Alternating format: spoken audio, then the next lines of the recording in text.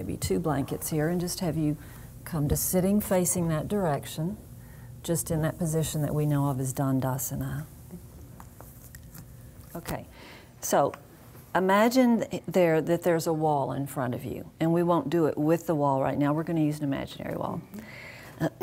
And you can see as you press forward into the wall that this part of your foot likes to meet the wall much more clearly than this part of the foot. So maybe I'll bring a block here and become a real wall for you. And I want you to see if you can let particularly this foot, I know it's this knee, but I'm paying attention to this because of the hip. So if you press forward here with the base of this big toe into the edge of that block. You feel that a little bit? And that feels a little unusual to your foot. And then on this side. Now, having done that, I want you to imagine, so we're going to use imagination quite a bit today. I want you to imagine that inside the block, there's something, say, some fluid, this magical fluid, healing fluid, that you're going to pull up into your legs through the bottoms of your feet. So what I'm asking your feet to do is create a suctioning or drawing right in this part of the arch. Okay?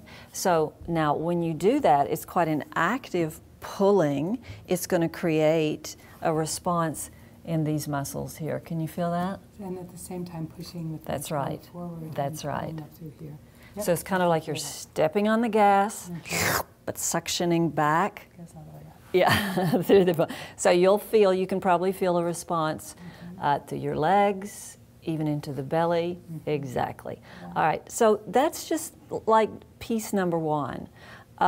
And that is something that, as you're doing your yoga poses, particularly think of your standing poses, you want to be creating that kind of drawing action through your feet all the time. This is going to awaken some kind of a little bit sleepier myofascial lines through the feet along the medial lines. Now the medial lines are going to affect the medial ligaments. They're going to affect the medial knee, the inner knees, and also affect the hips. So that's like piece 1, all right? Does that make sense to you? It's definitely work. Okay, yes, I'd say it is some work. Now, the other thing is, take a blanket, and again, don't do that until it exhausts you, but just enough so that you get a feeling, let's do this a second way, a feeling of action in the arches of the feet. This I'm going to slip under your knees. And now tell me, is it uncomfortable for you to sit upright with that much blanket, or should we? Okay. Now this one is really simple, and this is something that there are actually machines that you can use in a gym that do this same thing. And in the machines, there's weights strapped here, and you lift the legs up from flexed up to a straight leg. So on this one, I want to ask you to create that same action through your feet that we did and lift the heels up simultaneously. So that's a lot of work. It doesn't sound like a lot of work, It's a lot of work. but it's a lot of work. So where you place your hands right above your knees, can you feel these muscles kind of waking up? And then put the heels down, and then lift them up, and then put them down. So that's telling us those could use some waking up, that little bit of shake. So I would do this not and hold it so much, but just maybe in the rhythm that you would walk, like up and down and up and down and up and down. And at the same time, and I know this is adding on the layers, you're keeping the feet very much awake in that way. That's the work. I mean, that's a lot of the work. Yes. And see, the interesting thing, you have very strong feet, very developed muscles in the feet, but that tendency to supinate that you've been doing for so long has created this pattern. And we're just trying to kind of back us out of this pattern a little bit. And it's going to have a lot to do with these arches, these medial arches. All right. And feeling that energy coming up through here, pushing forward here, coming through here and up. Yes. And you see, this outer arch of the foot, this is one that's gotten a bit lazy for you, because when you supinate, you're taking all your weight into the outer edge of the foot. So when you press forward with the base of the little toe, that's it. And you'll know you've awakened the outer arch when your little toes go spring out to the side. So when you see that, and you're pulling back with the toes and pressing forward right there, that, you see how you get an outer arch? That's what we want for you. Wow. Okay? All right, and that's a lot of detail, but it's working some subtleties on things that have been a little neglected. Yeah. Yeah. Okay. There is a rotation or a shift in the pelvis, and in particular the type of anterior tilt that's going on for you. You want to really focus on abdominal strength.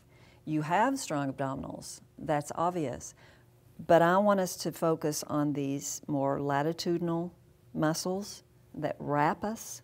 They're kind of like, when they're engaged, we feel girdled or corseted. Yeah, like a corset, yes. So they're transversus muscles. So this is a very good exercise, very simple. We'll keep it very simple today in the time that we have. But when we engage these muscles, we don't lose our lumbar curve. When we engage the other abdominal muscles, you know, our way of thinking about strengthening the core tends to run along the lines of, oh, I'll have to flex the spine. These muscles don't do that. They don't move the spine. They stop the spine from moving. So we're going to see if we can just build a little of this corseting energy for your body to kind of pull you back a little bit out of that anterior tilt. Does that make sense? Yeah. Okay. So you want to feel that you have your lumbar curve. So if you close your eyes for a moment and really just feel into your sacrum, and I'm assuming you know your body parts because you are a yoga student, and feel that it's really the lower half of the sacrum that's the weight-bearing part. Can you feel that? Yeah. Top of the sacrum's really not weight-bearing. You want to keep that. You want to keep that slight lumbar curve. Now put your fingertips, both hands, on your frontal hip points, right on the front of the body, those more prominent points. Good.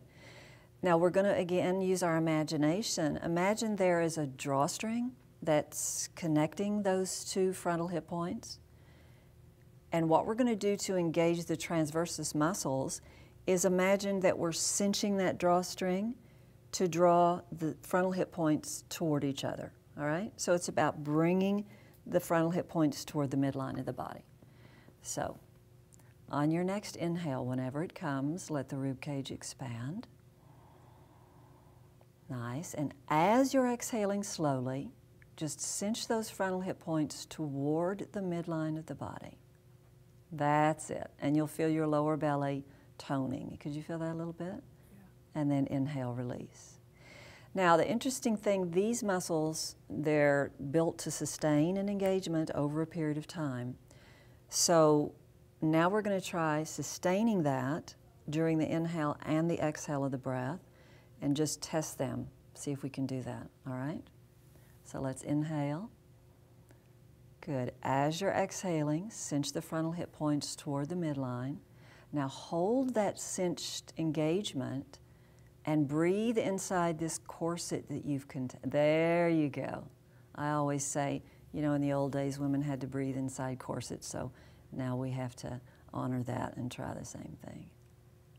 Good. And then release on the next inhalation. Good. Now, a way to test drive those and give a little bit more challenge is we're going to do what I call a virtual movement. So have your feet a little bit wider. Good. There you go, hip distance apart. So after your next inhale, whenever it comes, that's it. As you're exhaling, draw the frontal hip points toward the midline and try to lift your feet off the floor, but you can't because they're super glued down. So create the action in your legs and in your core as if you're trying to lift your legs off the floor. So can you feel how you really have to work these? Yes. And you're not losing your lumbar curve, but I'm going to touch your belly. And this gets very toned and very cinched, and then release. Good. That's interesting. Yeah. Yeah. That's it. So these muscles, we could do a lot of different things to illustrate how you use these in your poses, but as you're practicing yoga, that's what I'm going to ask you to focus on, like when you're in a class or when you're doing your practice, even when you're hiking, because we know you're going to get back to that. And that is, are you developing this natural sort of girdling action, stabilizing action in the core of the body that keeps your spine in a more natural lumbar curve? Or when we kind of let the pelvis go into that anterior tilt, it denotes we're sort of letting go of a bit of that support. Does that make sense? Yeah.